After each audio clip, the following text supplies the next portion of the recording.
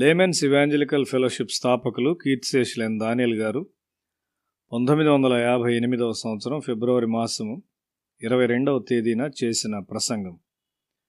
వాక్య పఠన భాగము యెషయా గ్రంథము 37వ అధ్యాయము 14వ వచనం నుండి 38వ వచనం వరకు, అలాగే 38వ అధ్యాయం 1వ వచనం. యూదారాజైన హిజ్కియా అష్షూరు రాజైన సన్హెరీబు ఉత్తరమును ప్రభువు ముందు పరిచాడు. అది ఒక గొప్ప రాజు నుండి పంపబడిన బెదిరించే మరియు అతిశయంతో నిండిన ఉత్తరం. ఈ రాజు చాలా నగరాలను జయిస్తూ మరియు పడద్రోస్తూ తన మార్గములో సంపూర్ణ నాశనాన్ని విడిచి వెళ్తూ ఉన్నాడు. నాకు లొంగుము లేక యెరూషలేము నాశనము చేయబడును అనునది ఆ ఉత్తరం యొక్క భావము. శత్రువు ఒక గొప్ప సైన్యముతో ద్వారమునొద్ద ఉన్నాడు. సహాయం చేయుటకు ప్రవక్త అయిన యెషయా సమీపముగా ఉండుట హిజ్కియా యొక్క భాగ్యం. వారిరువురు తమ స్వంత సమస్యలను కలిగి ఉన్నారు, కానీ వారిద్దరు కలిసి దేశంలో ఒక గొప్ప ఉద్యమమును తెచ్చారు.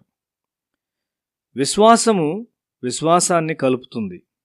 దేశమంతా పశ్చాత్తాపంలోనికి నడిపించుటలో హిజ్కియా నిమగ్నుడై ఉన్నాడు. ఉద్యమం వచ్చినప్పుడు పస్కా ఆచరించుటకు అతడు ఏర్పాట్లు చేశాడు. దేశము ఆత్మీయంగా బలపడింది. అప్పుడు శత్రువు యొక్క ఈ గొప్ప భయం వచ్చింది.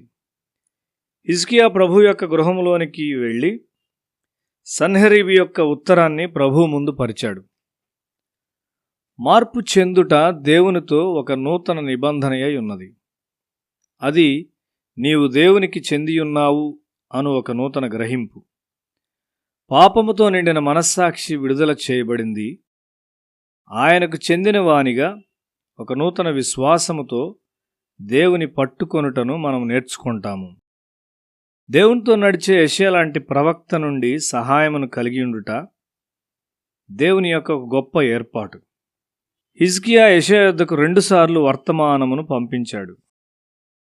యెషయా గ్రంథము 36వ అధ్యాయము మొదటి 22 వచనాలు, అలాగే 37వ అధ్యాయము మొదటి 2 వచనాల ప్రకారము ఒకసారి రబ్షాకే ద్వారా మాటలతో భయపెట్టినప్పుడు, మరియు యెషయా గ్రంథం 37వ అధ్యాయము 10వ వచనం నుండి 21వ వచనం ప్రకారము ప్రభువు మందిరములో ప్రభువు ఎదుట హిజ్కియా ఉత్తరమును పరిచినప్పుడు రెండవసారి యెషయా ప్రభువు నుండి వచ్చిన జవాబులతో సిద్ధముగా ఉన్నాడు.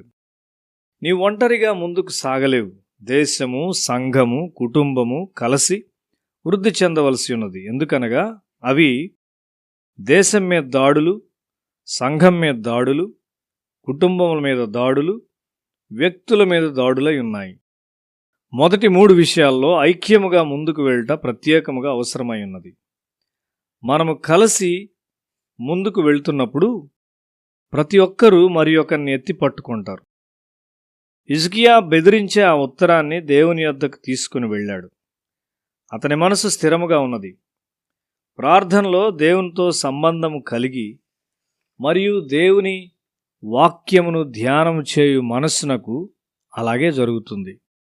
యెషయా గ్రంథము 37వ అధ్యాయం 32వ వచనములో, శేషించువారు యెరూషలేము నుండి బయలుదేరుదురు, తప్పించుకొనిన వారు సియోను కొండలో నుండి బయలుదేరుదురు, సైన్యములకు అధిపతియగు యెహోవా ఆసక్తి దీని నెరవేర్చును అని దేవుడు జవాబిచ్చాడు. దేవుడు స్వయంగా సమస్యను పరిష్కరించునని దాని అర్థం. తప్పించుకొనుటకు ఒక మార్గమును ఆయన చేస్తాడు. కొన్ని స్థలాల్లో అద్భుతాలు జరగవు.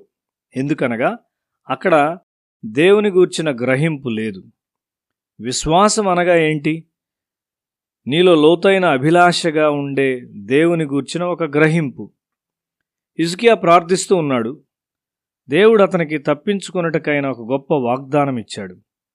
సన్హెరీబును నమ్ముకొనిన గొప్ప సైన్యము యుద్ధము లేకుండా ఒక్క రాత్రిలో అకస్మాత్తుగా ఓడించివేయబడింది.